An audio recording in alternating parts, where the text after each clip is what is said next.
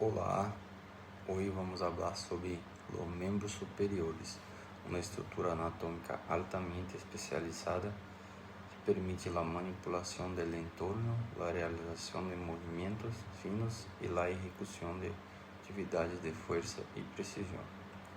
El miembro superior es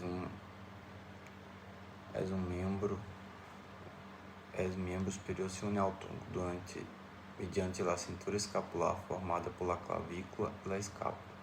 A diferencia del miembro inferior, cuya función principal es el soporte del peso corporal, la locomoción, y el miembro superior está diseñado principalmente para la movilidad y la destreza. Anatómicamente, el miembro superior se divide en 4 regiones principales: hombro, brazo, antebrazo y mano. El hombro constituye la región de la unión entre el tronco y la extremidad superior.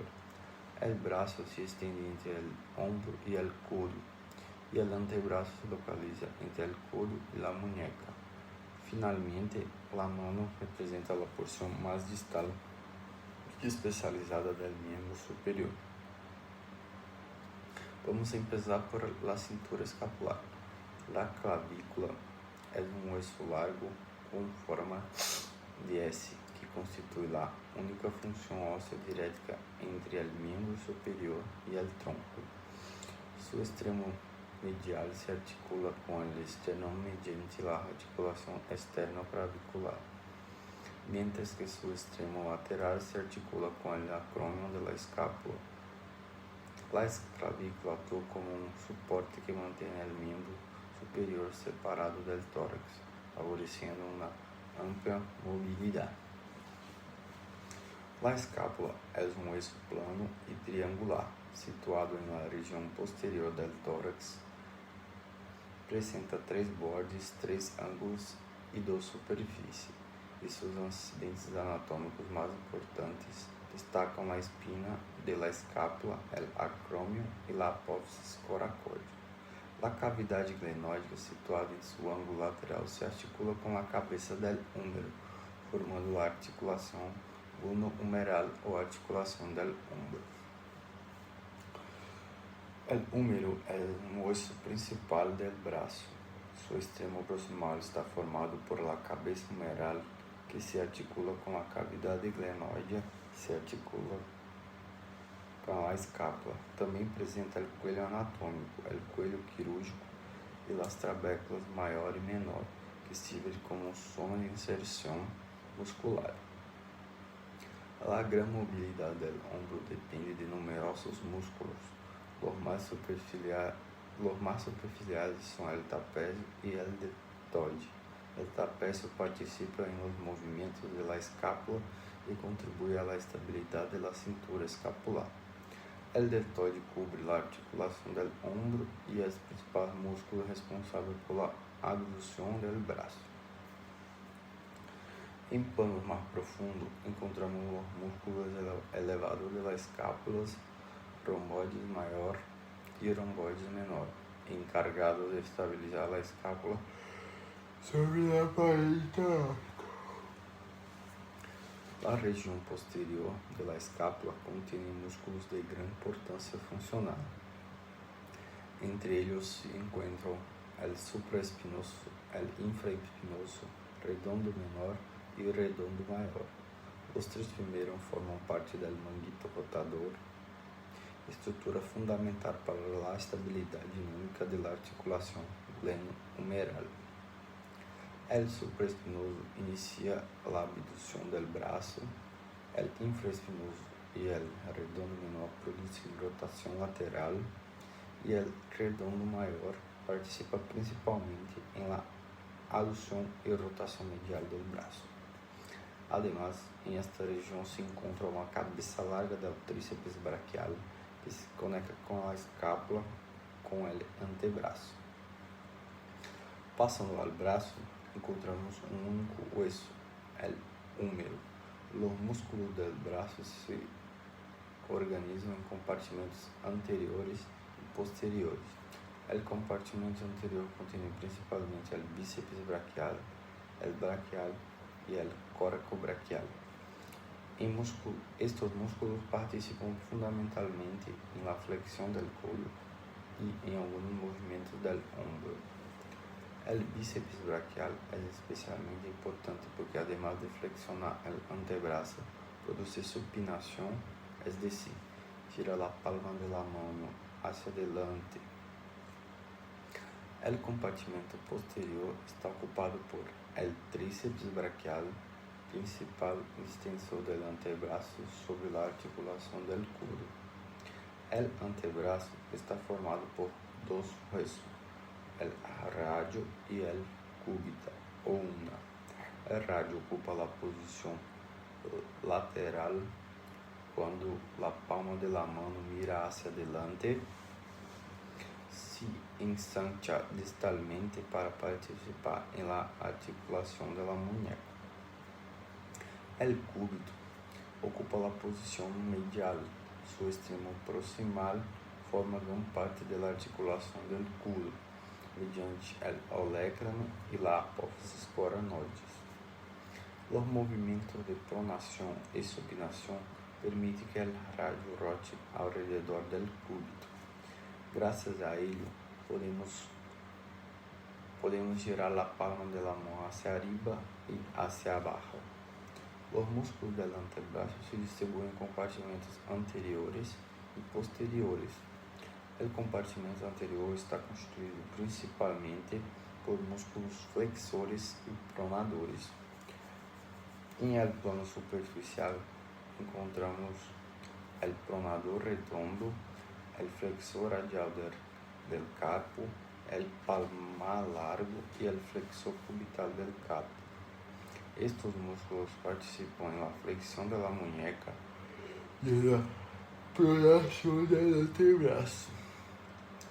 En el plano intermedio se encuentra el flexor superficial del dedo, responsável de la flexión de las falanges medias.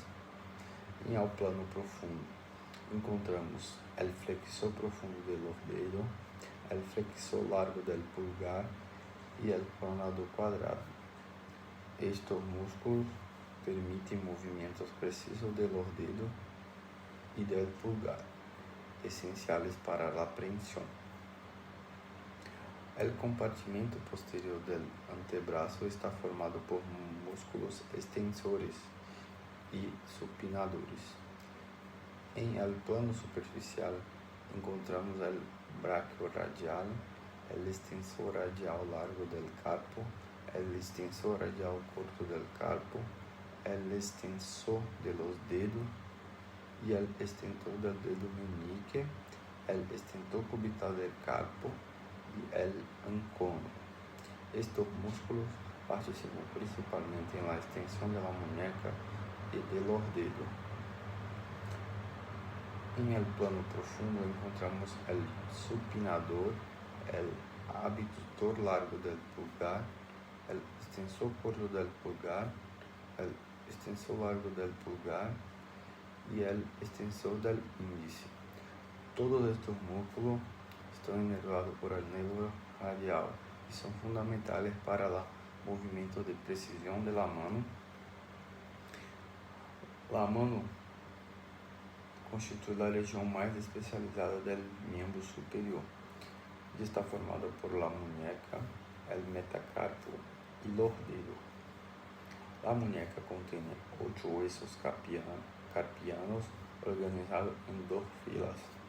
La fila proximal está formada por el escafoide semilunar, piramidal y pisiforme. La fila distal está formada por el trapezoide grande y ganchoso. Distalmente se encuentran los 5 metacarpianos, numerados del primero al quinto. Finalmente, encontramos las falanges, que constituyen el esqueleto de los dedos. El pulgar posee 2 falanges, mientras que los demás presentan 3. La movilidad fina de la mano depende de los músculos intrínsecos. Estos músculos se localizan completamente dentro de la mano y permiten movimientos de gran precisión. Entre ellos destacan los músculos de la eminencia tenar, formado por el abductor curto del pulgar, el flexor curto del pulgar y el oponente del pulgar. Estos músculos permiten la oposición del pulgar, movimiento fundamental que distingue la mano humana y posibilita la pinza de precisión. En la región medial encontramos los músculos de la eminencia hipotenar, abductor del meñique, flexor corto del meñique y oponente del meñique. También destacan los músculos interóseos dorsales y palmares, responsables por separar y aproximar los dedos respectivamente. Los músculos lumbricales se originan en los tendones del flexor profundo de los dedos y participan en movimientos complejos de flexión y extensión de las articulaciones digitales.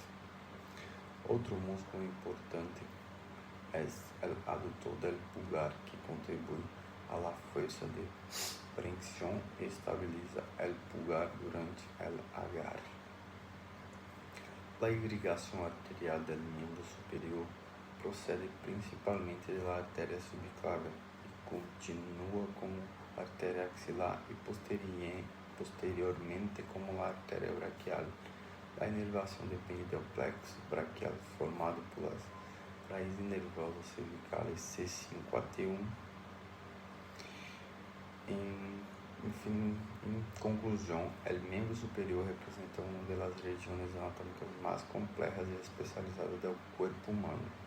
Su organización ósea, articular, muscular, vascular y nerviosa permite una extraordinaria combinación de movilidad, precisión y fuerza, convirtiéndolo en una herramienta fundamental para la alteración con el entorno y para el desarrollo de las actividades de la vida diaria. Esse vídeo se acaba aqui e hasta o próximo.